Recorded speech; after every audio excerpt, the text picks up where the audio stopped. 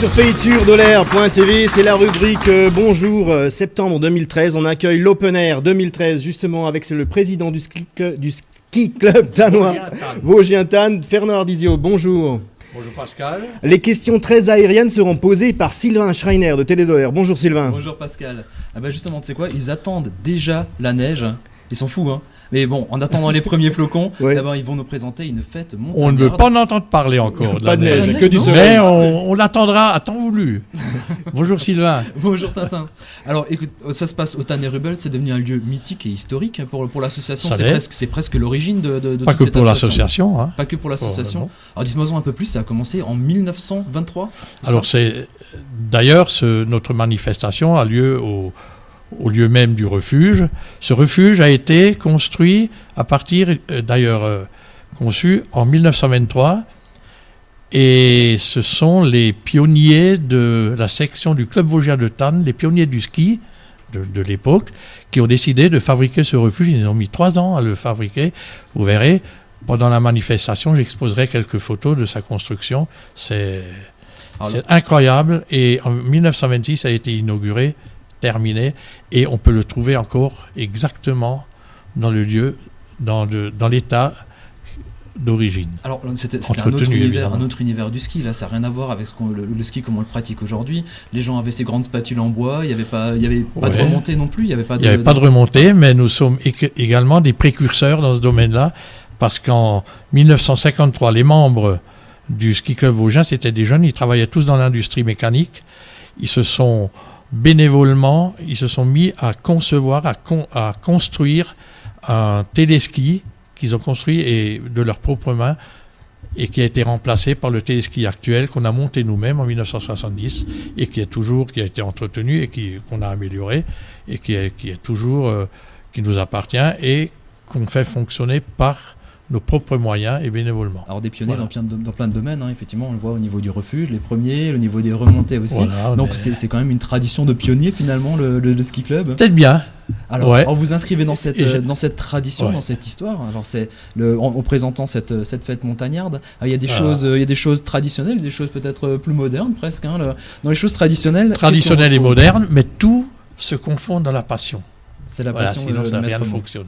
Voilà, c'est évident. Voilà. La fête montagnarde. Alors je vous propose de regarder les images qui ont été tournées l'année dernière pour les commenter un peu. Il n'y a que de la joie et de la bonne humeur chez vous. Absolument. On rencontre cette ambiance montagnarde qui est conviviale, qu'on ne rencontre que rarement dans d'autres endroits. Quelle est la particularité de la fête de l'édition 2013 ?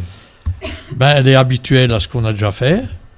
Il est sans aucun doute qu'on se perfectionne d'année en année, hein, grâce d'ailleurs à nos membres actifs, dont on est une quinzaine à la préparer activement, cette fête, depuis 15 jours, d'ailleurs toute la semaine encore. Et pendant le jour même, 60 à 70 bénévoles s'occuperont évidemment du fonctionnement de cette fête. Alors on voit que c'est une fête musicale, hein, quand même. On l'appelle Open Air depuis 3 ans parce que Open Air, c'est un terme qui est employé outre-Rhin, dans les hauteurs d'outre-Rhin, comme on peut imaginer, bien où ça se passe, pour étayer une ambiance musicale plein air, et c'est pas anodin parce que c'est pas très facile à organiser en montagne. Alors Tintin, quelle est cette chorale qu'on voit à l'image là justement C'est un peu une chorale qu'on a depuis une dizaine d'années, qu'on fait fonctionner avec les membres les plus actifs et les plus chantants.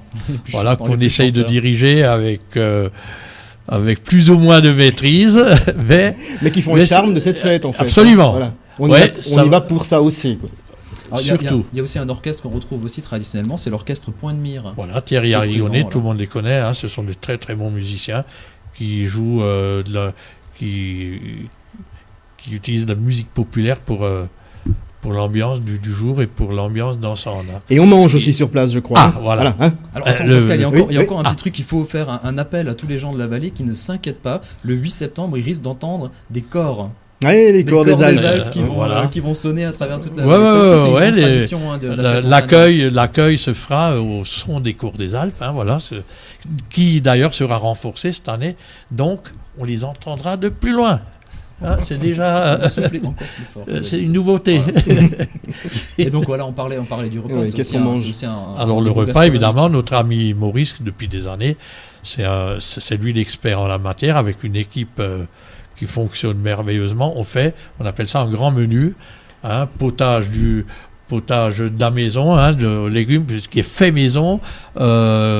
On a le bœuf bourguignon, spätzle, pratiquement fait maison aussi, avec fromage, dessert, café, tout ça dans le même prix. Le prix est affiché sur les affichettes, Ouais. On peut les consulter. Et on peut réserver. Et combien de personnes sont attendues là-haut? Est-ce que je dois le dire? On peut dire qu'il y a entre 800 et 1000 passages. D'accord, c'est imposant. Des repas, on en fait à peu près 400. Voilà. Je vous le dis discrètement. Ouais, mais c'est bien. Et l'ambiance au rendez-vous. Ouais. Alors, moi, des fois, on peut... Et également des grillades. Là, on en fait autant. Il y a une sacrée équipe là qui dès on le voit à l'entrée, qui se manifeste de par leurs compétences et leur activité. C'est comme ça qu'on est pratiquement accueillis sur le site par ces grillades, On se réjouit d'avance. Alors, Fête pour Montana, toutes ces c'est festivités. Barkelva cette année. Barkelva, ouais. Barkelva, voilà. c'est d'accord. Il y a aussi quelque chose qui est sympathique, c'est que si jamais il pleut, on sera couvert, il y a tout ce qu'il faut, on peut se mettre à l'abri. C'est open air, mais on est tous à l'abri. Vous savez ce qu'il il m'a glissé dans l'oreille, si jamais il pleut, on sera mouillé. C'est ce qu'il m'a dit. Il pleuvra sec. Et autre petite remarque, avant on en avait parlé tout à l'heure, mais c'est vrai qu'il y a de cette tradition, ça c'est plutôt les anciens, mais il y a des jeunes qui accrochent tout à fait au niveau du ski club. C'est très étonnant, c'est ce qu'on retrouve un peu dans d'autres manifestations, dans la plaine, mais curieusement, les jeunes viennent et ils découvrent et ils participent entièrement à cette ambiance. Allez, on rappelle la date.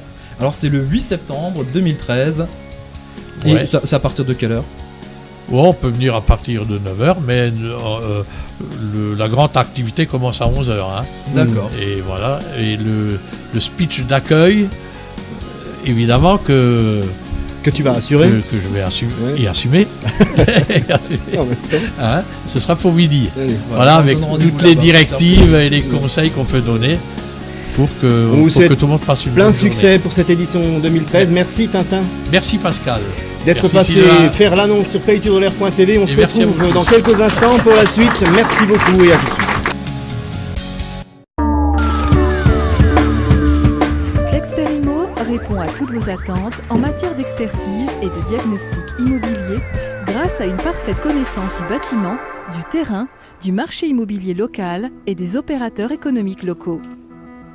Les compétences professionnelles de Clexperimo vous permettent de bénéficier des meilleurs services en matière d'expertise et de diagnostic pour le respect et la valorisation de votre patrimoine immobilier. Clexperimo, toute l'expertise d'un professionnel au service de votre bien immobilier.